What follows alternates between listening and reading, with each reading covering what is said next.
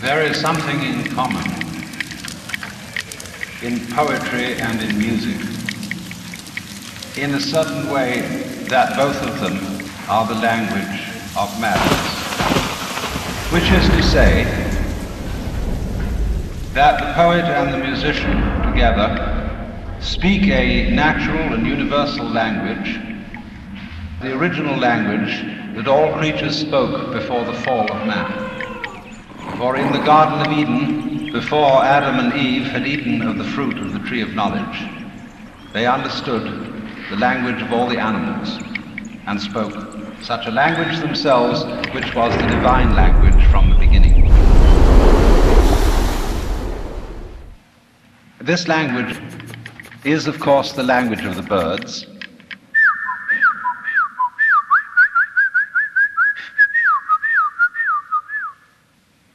And what does it mean? What does the shape of a tree mean? What do clouds mean? What is the meaning of the way the stars are scattered through the sky? Of course, we've tried to make sense of the stars, to project upon this scattering mythological forms. But actually, music might express the arrangement of those stars more correctly. Do, do, do, do, do, do. And what would that be saying? What is Bach saying? La, la, la, da, dee, dee, dee, dee. La, la, la, la, la. What's the meaning of that? And when a tree grows, you know, it goes kind of...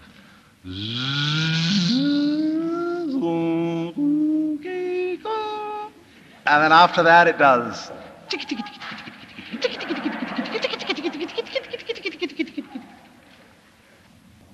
Both poetry and music lead us to the understanding of what this world is all about, which is, it's a dance, a rhythm.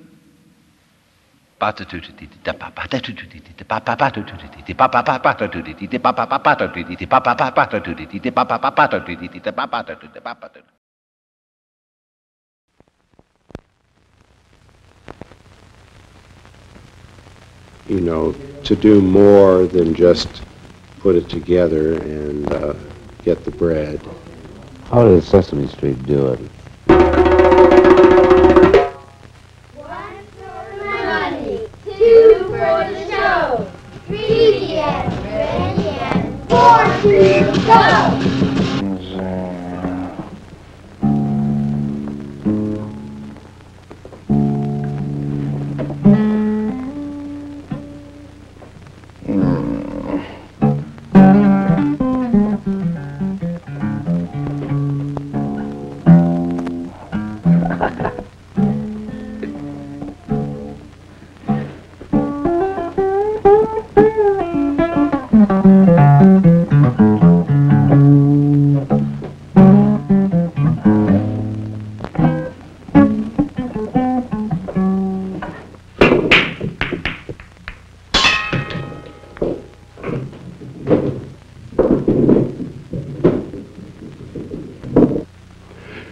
At first blush, the whole field of leisure and what is called by some people wasting time or goofing off or just relaxation or something like that is, well, it's a very difficult thing to understand because most people don't have the focus, the parameters that are necessary to understand this within current sociological norms.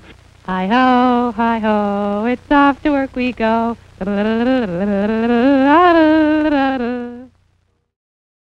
I know about the Zoot Suits and the Charleston. I want to remember that. Charleston? Yeah. That was my favorite one. And the Snake Hips and the Black Bottoms. Snake Hips, Black Bottoms. Salty Dog. Me and my dad used to do snakeage. Did Charles. do the camel? Yeah, we'd throw up the How about rug, the and me big and my apple? old man would get back and do it all. Well, goofing off is not really being what you're really supposed to be doing, and it's like you're just walking around doing nothing, and then you start like Putting sticks in mailboxes. and putting sticks in mailboxes and taking like cans out of garbage cans and kicking them, you know.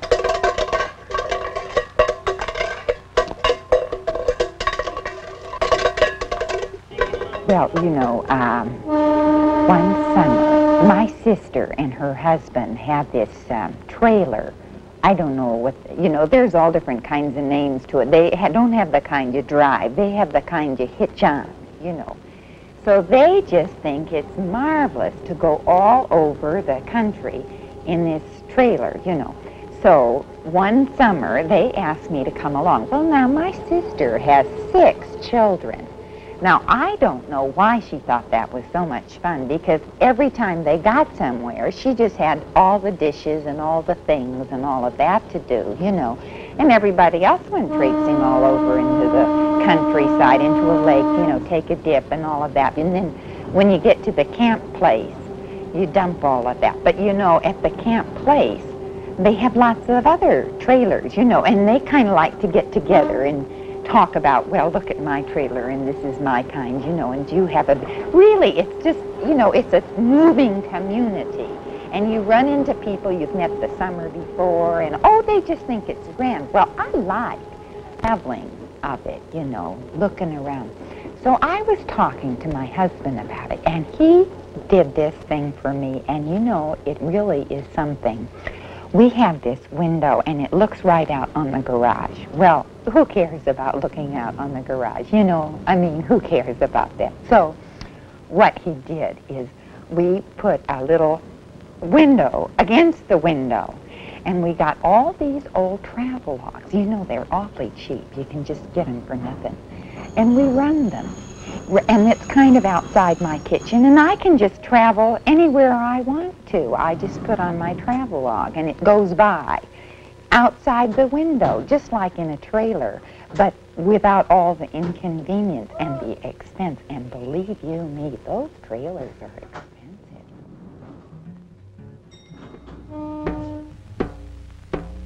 You think you aren't getting ahead in the world? You think you aren't going to make it? Well, I want to tell you something, my friend. It's probably because you aren't willing to compare yourself and to compare your performance with that of others. Competition is the name of the game. It's been the name of the game since Adam and Eve and that snake. It's been the name of the game right down through the times of the kings and queens. It's been the name of the game ever since our forefathers founded this country on the basic principles we all know and love. Watch one of those baseball players on a major league team. Watch one of those football players taking a run around the right end.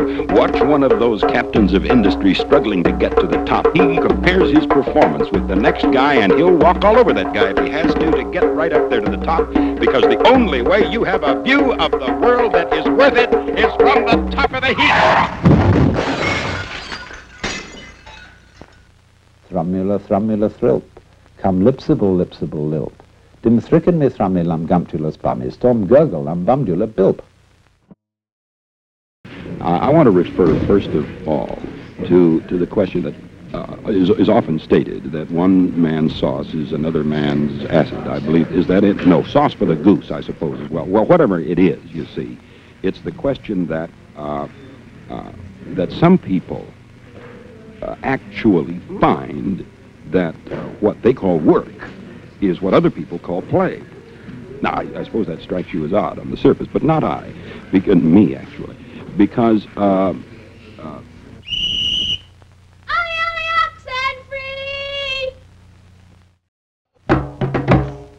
My father always used to find the most intense pleasure in untangling string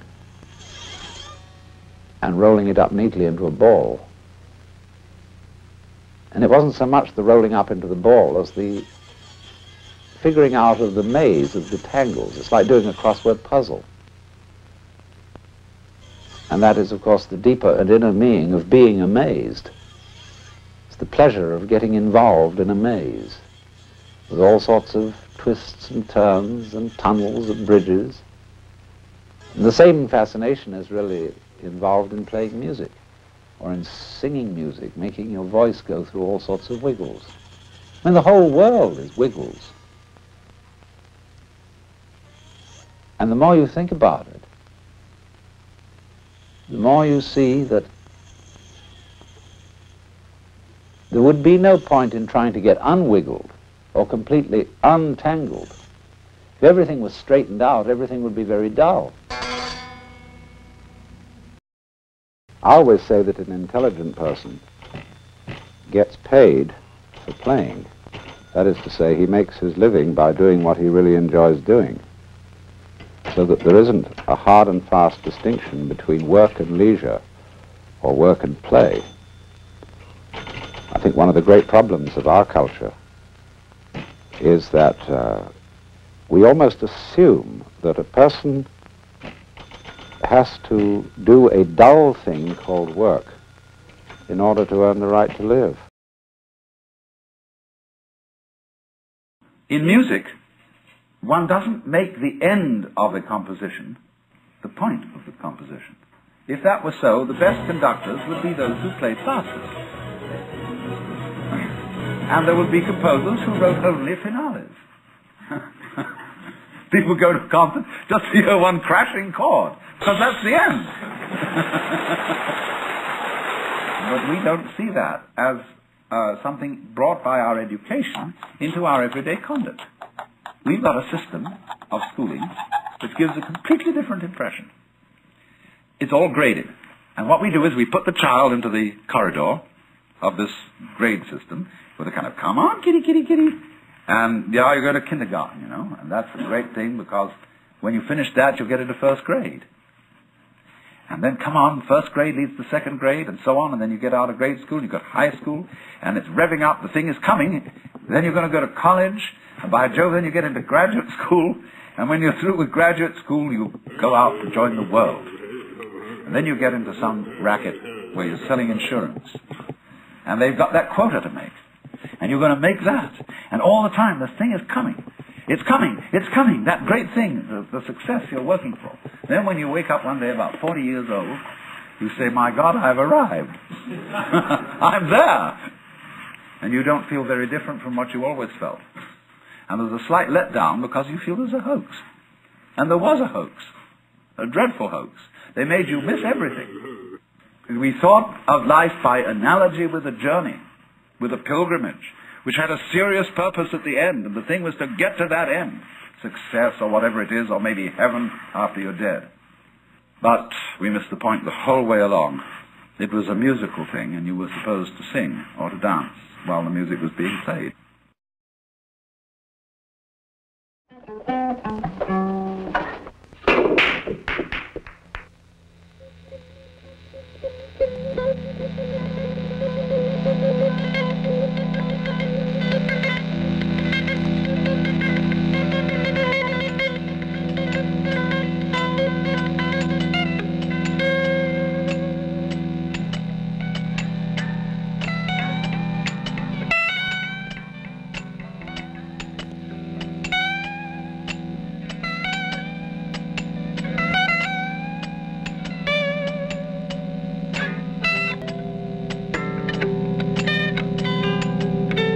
Time with which we are mostly concerned is, of course, clock time. And this is something quite different from rhythm. Clock time beats out endlessly and monotonously, like a military march. Clock time, therefore, to some extent militarizes society and is in conflict with biological time, which is a rhythmic swinging process, whereas the clock goes tick, tick, tick, tick, tick, tick, tick, tick. The heartbeat goes tam-tam, tam-tam, tam-tam, tam-tam. Now, now, now, now, Now! Now! No! Now!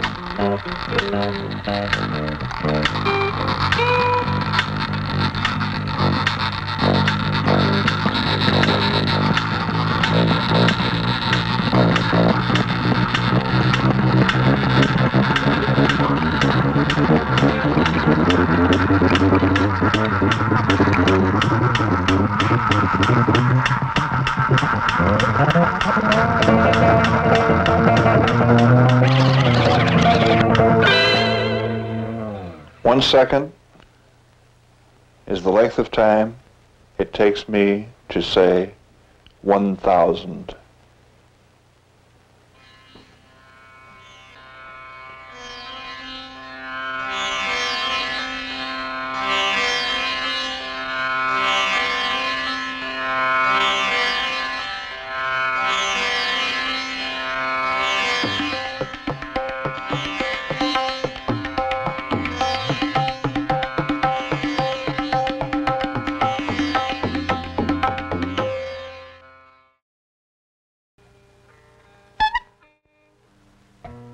How much overtime did you log last month?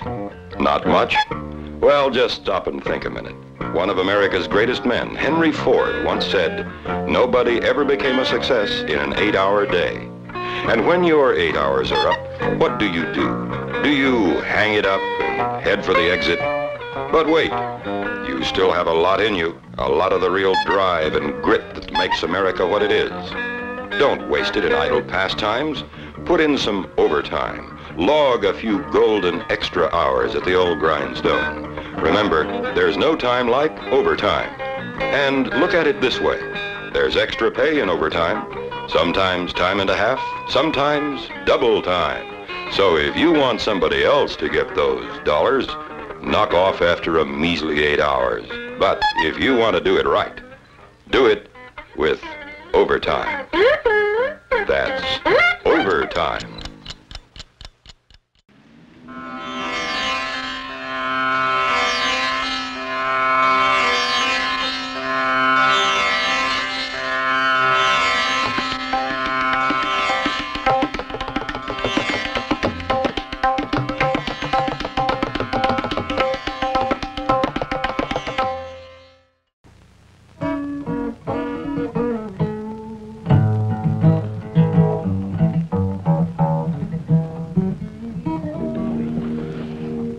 I don't think we've ever had as good a time as we've had since we got on the cable. I must destroy myself before Fred down the road still got an antenna. Once the terrible sickness takes possession of me, He doesn't get a quarter of the programs we get. myself from killing. You know, It started after I you can see those bullfights broadcast up from Tijuana. Lois Walker and I have been trying. You can see things from San Jose, coming down from Sacramento. to warn her about that gas. No, I wouldn't go back to the antenna no matter what you paid me.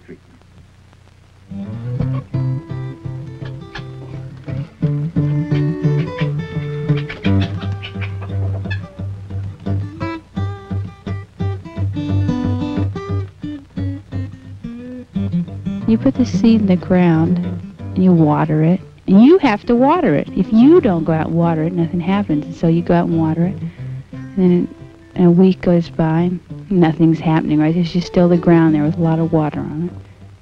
And then pretty soon, right, you go out one day to water it, and there's this little tiny little thing, like it's looking at you, and it's you know, it's like an ecstatic experience that all of a sudden, like, there's this thing growing from this seed you put in the ground and you watered, and you go out a few days later and like it's bigger, and then it's bigger and it's bigger and bigger, and before long, right, there's this vine, there's these little green things hanging all over it, and pretty soon they're about 6 or 8 inches long, or 3 feet long even. And you've got these cucumbers, right, and this incredible beautiful plant growing in your yard, and you can take the cucumbers in your house, and I mean, and this plant that you've done all this for has given you back, right? These cucumbers or carrots or lettuce or, you know, hundreds of different kinds of things that you can plant. And it's just, I mean, like all of a sudden you realize what it really takes and what you really get, you know, from just putting this one incredible little seed. And some of those seeds aren't even any bigger than a pinhead, and you can get like this huge, we got a huge carrot once, you know, from this incredible little tiny seed.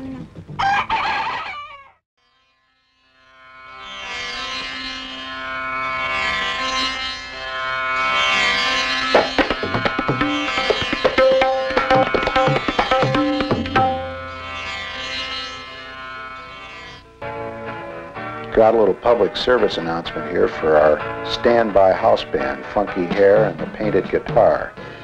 Funky Hair is into a really unusual ecology experiment. From their interest in rhythm combinations, they got into experimenting with the idea of a 28-hour day, 6-day week. This allows them to kind of play their own 28-hour life rhythms against society's usual 24-hour rhythm. For example, they can eat lunch one day at 12 noon, the next day they'd be having it at 4 o'clock, the next day at 8 in the evening, and so on. Well, typical of such exciting ecological experiments, there is a problem in the works, and the problem is that the boys are finding it hard to get employment as a rock band.